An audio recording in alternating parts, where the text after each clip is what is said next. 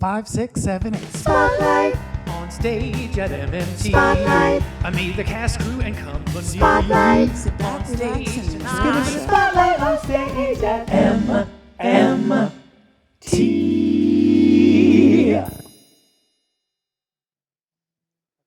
All right, welcome back to Spotlight on Stage. Today we have Miss Lauren Waksman. So we'd like her to introduce herself to everyone who's watching at home. Yeah, sure. I'm Lauren. I have been performing with MMT/DPAC for about 5 years now. I came to them in the summer of 2016, so almost 5 years.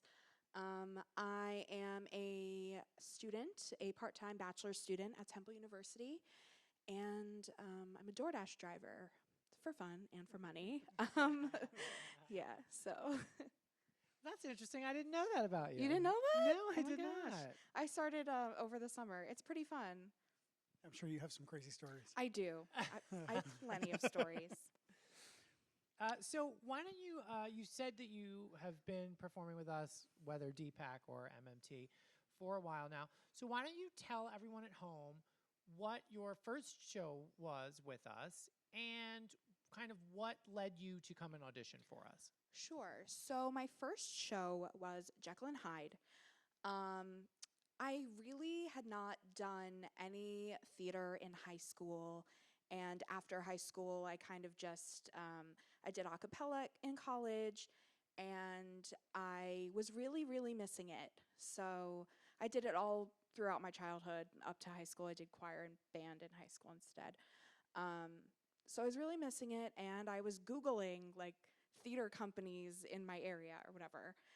And I came across DPAC, and I was like, this looks really cool.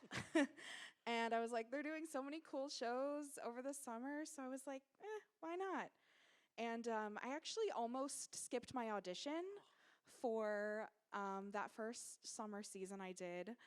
I just came back from vacation, like the day of or the day before, and I was like, I'm so tired. But something like made me get up and go to that audition. I had to audition with all the kids because I missed the adult audition. Yes, that and happens I sometimes. was like, this is like so weird. I haven't been to an audition since 8th grade. So I don't know. It was really fun. I just remember like making the best friends in that first production of Jekyll and Hyde. It was freezing at the park. It would rain. It was so cold. It was so freezing, and I made friends in that cast that I'm still very close with today. Yeah, that's a great answer. And it also brings up a good point that, you know, she found it from searching the internet. So if you have a small business or you're thinking of opening one, get yourself online. Yeah. That's great. And Jekyll and Hyde, you know, it's a great show. We've done it at the Playhouse and at the park, and I'm sure eventually we'll do it here.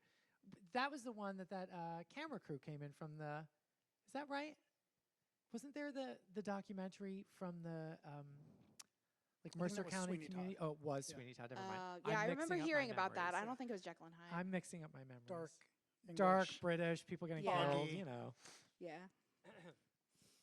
So what kind of performing experiences have you had before MMT? You talked about some stuff. Yeah, so I started when I was a kid, like 5 or 6 years old even. My grandmother and my uncle were both really into theater, and I remember sitting in my grandmother's condo in Philly watching movies like Fiddler on the Roof and Carousel and Guys and Dolls. And I would just like love these things. And my thing was singing when I was really little. So I would like get up and sing after dinner at my grandparents' house with my sister. And I would sing songs from Annie and Fiddler. And I would just like love those musicals and those songs. My parents put me in Annie at my school. It was like an after-school program when I was in first grade. And I think every year after that, I would do the school show. I was in You're a Good Man, Charlie Brown. I did Bye Bye Birdie, did a couple others. And then Once I got to middle school, I did those school shows. I ended up going to Bucks County Community College for their theater summer camp every year. Had amazing shows there, and I think, yeah, after that, it was just here. So why don't you tell everyone at home? You kind of mentioned what you're doing for a job now, DoorDash. Maybe you'll bring us some dinner if we order. We're here for a long night tonight. Why don't you tell everyone? And I think I have a sneaking suspicion, but why don't you tell everyone at home what have been some of your favorite performance experiences here at MMT? Shows that you've enjoyed being a part of, or just particular memories that you may have. Yeah. So I've loved every single show that I've done here. I think my favorites have been Mamma Mia, because I'm a Mamma Mia fan. So that was definitely a favorite. Another one was Richard Emilius's Jesus Christ Superstar, which was such an amazing experience and so unique, and one that I will probably never have again. So I really love that. I love Joseph, producers, everything really. Laramie Project. Yeah, the all-female superstar has come up quite frequently, and it is, I think, because it was such a unique experience that everyone that was involved in that, or even everyone that came to see it, was just kind of touched in a very different way than just seeing a traditional, you know, superstar.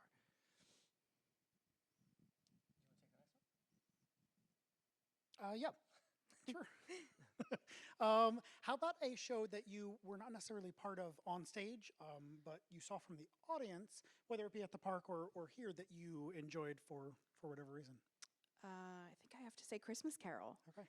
It is like my favorite thing in the world.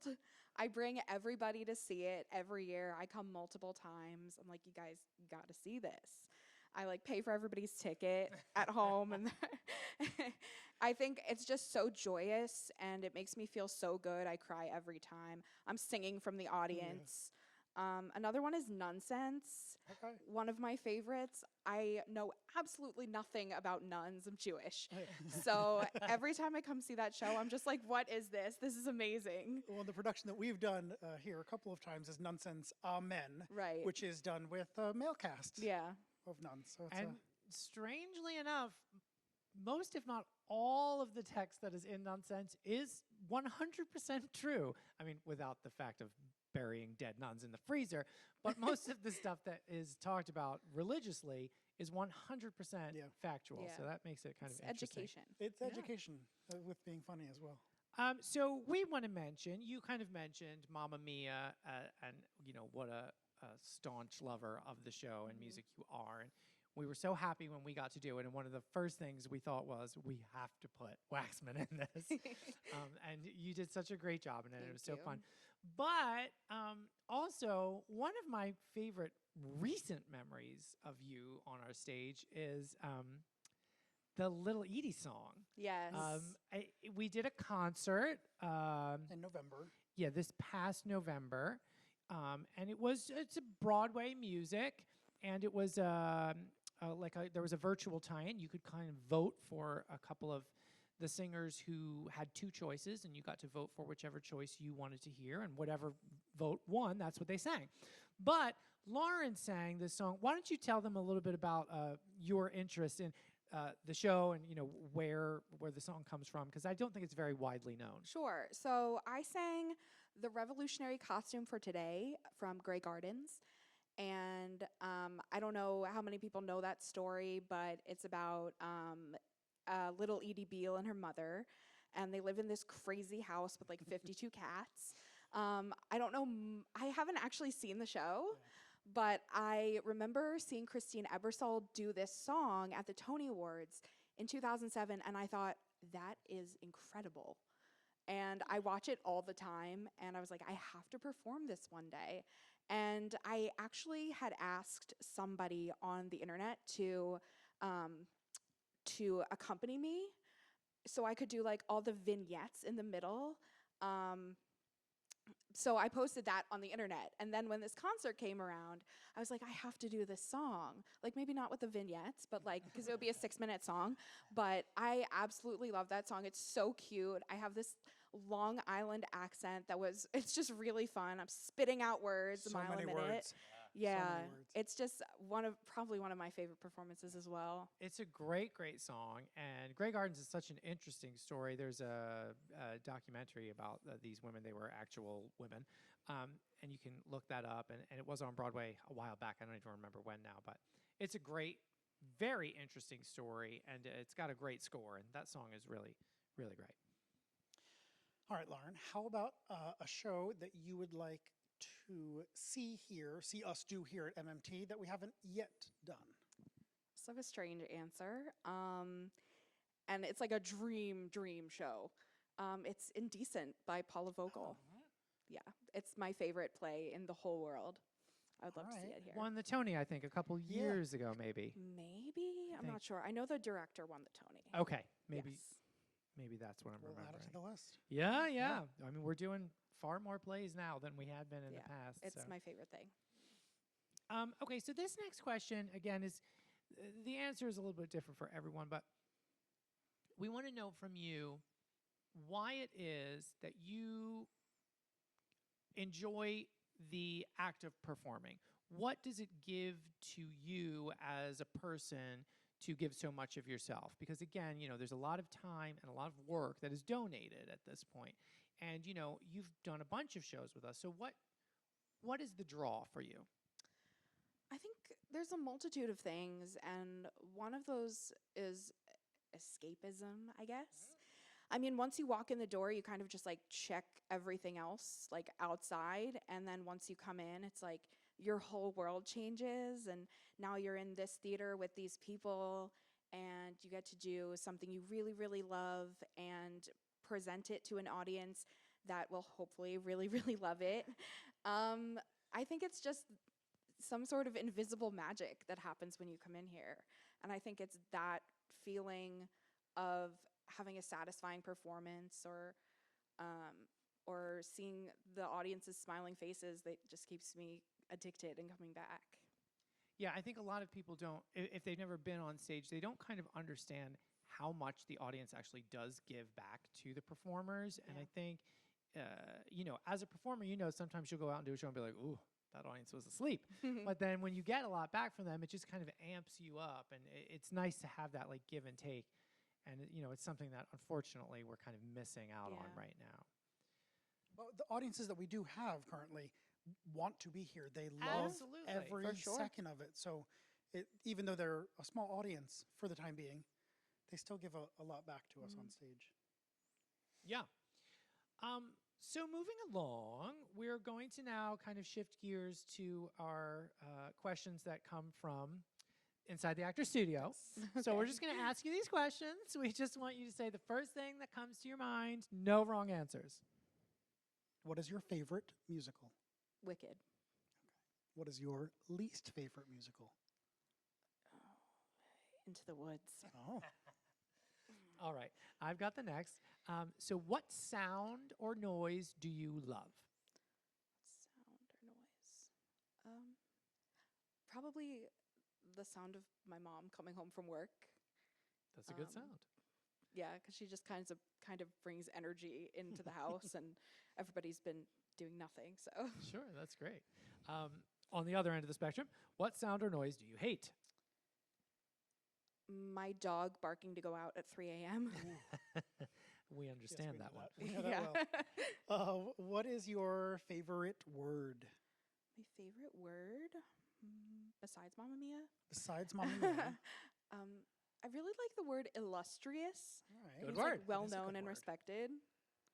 And good word. what is your least favorite word? My least favorite word, pantyhose. I don't know. It's just like a weird word. It is a weird That word. is a good answer. Okay, so in keeping with the word theme, what is your curse word of choice? Feel free to say it. We will bleep you Okay. out. I'm good with a. Okay. Yeah. It's a strong it's answer. a solid one. Yeah. And then shifting gears a little bit out of the words, what profession other than your own would you like to try? So I don't I hope I'm not a DoorDash driver for the rest of my life. I'm studying to hopefully go on and be a psychologist or a Excellent. social worker, something like that. Nice. Excellent. So then what job would you never like to have? Anything with math, accounting, no. That is a strangely common answer. I don't doubt it. And then the last question is, if heaven exists, what would you like to hear God say when you arrive at the pearly gates? You were really good in Mamma Mia. Or Diary of Anne Frank. Yes, so don't miss the Diary of Anne Frank. By the time that this airs, we might be in the final weekend.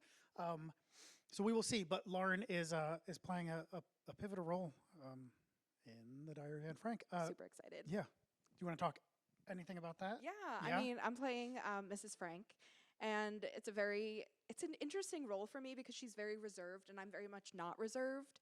But she does get to have her blow up moment at the end, so come and see it. It's pretty interesting.